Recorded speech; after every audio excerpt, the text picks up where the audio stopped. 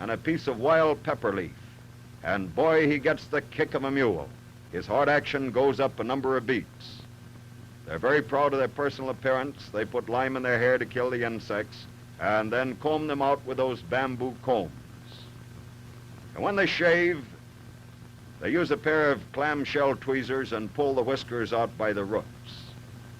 It doesn't seem to cause them any discomfort at all. I doubt very much if they have the same nervous system that we have. I think he missed one. When the boys are 5 or 6 years old, they're taken from the mothers and kept in the compound with the men. And they're taught how to handle their weapons and the steps of the war dances. For it is the desire of every headhunter to be a good warrior. And when 9 years old, they pierce his ear with a thorn. They keep increasing the size of this plug until the earlobes are stretched enough to hold a couple of tin cans, and he's all dressed up. You'll notice the lobe of the ear goes entirely around the can. The old men make ornaments of clamshell and tortoiseshell. This fellow has a piece of coconut fiber tied to his big toe, and he's working down a tortoiseshell ornament. And notice his earlobes. That tortoiseshell ornament goes over a clamshell backing, and that is worn on the forehead of a chief.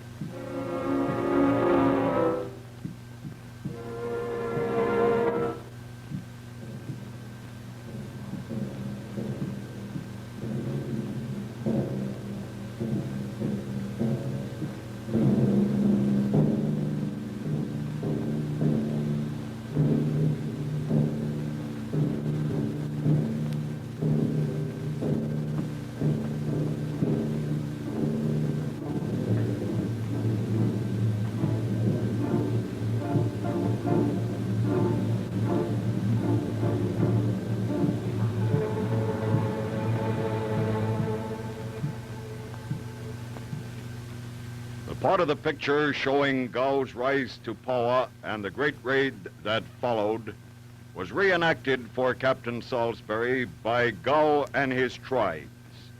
This is a very important event in the history of the headhunter. But we photographed it not because of its historical importance, but because it is perhaps the only opportunity that civilized people will have of seeing actual headhunters engaged in a raid in the headhunter country and over the ground that the original action took place.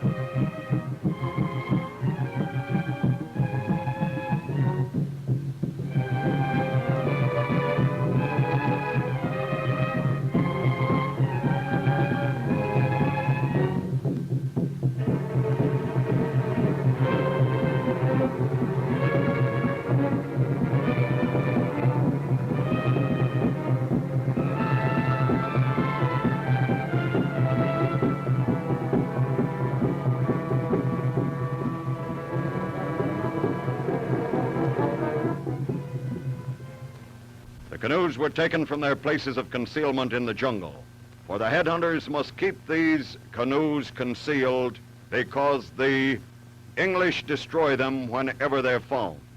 The English know that they'll only be used at the time of a raid, and every raid is a very bloody affair. They all gathered at Bilwa for a great council of war, all the chiefs and their warriors.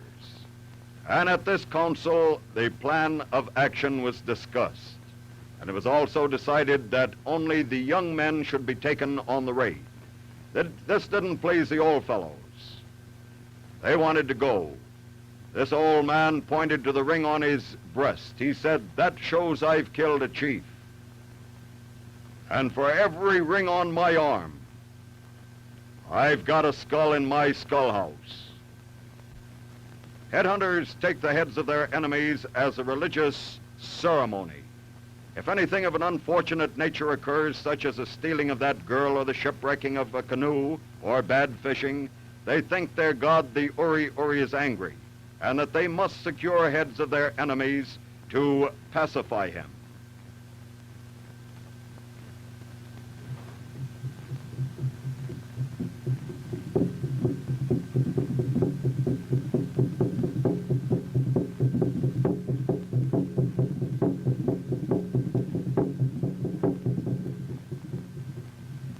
It's 150 miles to the island of Savo, where their enemies reside. These men are great paddlers. They take advantage of the shelter offered by the different islands, and whenever they come to a rough place, they paddle furiously.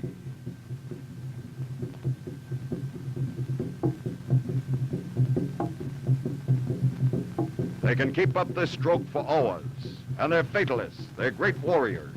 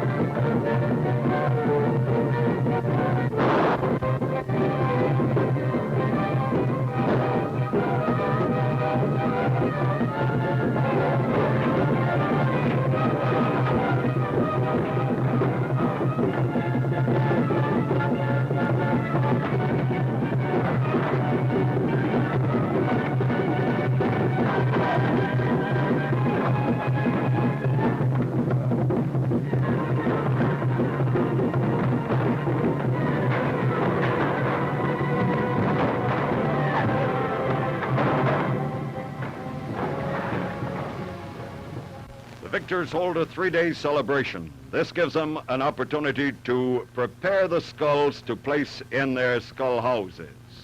They keep only the skull. The flesh is removed.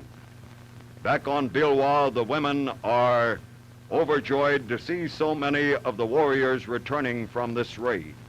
There was great rejoicing when they found that Nebu had been rescued unharmed, and she's led ashore by a young chief. The boys are kept prisoners so that if any heads are needed in a hurry, they won't have to go on a raid. The islands of the Western Pacific cast a strange spell over a white man at any time. Particularly is this true if the white man is witnessing the return of a victorious tribe of headhunters from a raid.